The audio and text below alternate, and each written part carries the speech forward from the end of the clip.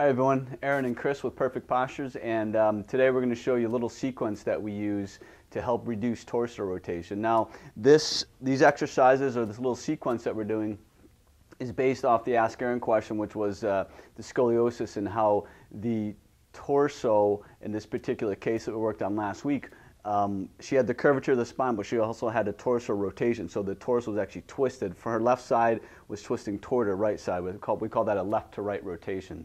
So here's a little sequence that we did that's really effective. And again, this isn't a cure-all, but it is a pretty effective sequence. So first thing Chris is going to do is going to put his arms out to his side onto the pad there. You could use a stack of books, of pillows. You could stack up some even some bath towels if you'd like. So from there, all Chris is doing is keeping his arms locked straight. He's pressing straight into that block. Now there's not going to be a lot of movement, obviously, because it's an isometric press. But what you should feel is that your mid-back activates, and you should feel your chest kind of lift off the floor a little bit as you press your hands into the block. So what you're going to do, you do that 10 times, take a break. Now Chris is going to bring his arms out to his side like he's going to do a bench press.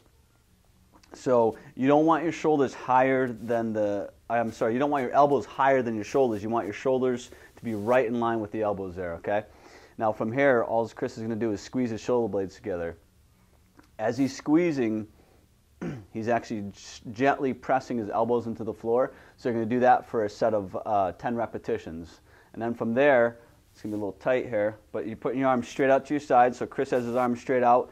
He's making 2 light fists, and he's twisting his arms backwards. So we call that external rotation of the shoulder.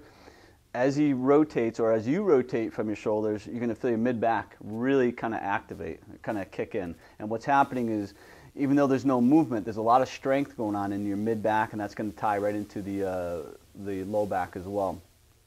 So you're going to hold that for 30 seconds.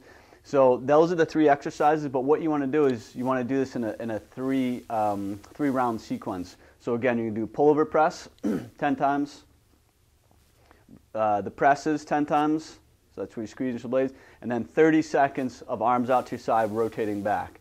So again, you can do that for a series of 3 rounds. Give it a shot, and then when you stand up from there, you should definitely feel a difference in your upper body. So stay tuned next week, and we'll have more for you. Take care.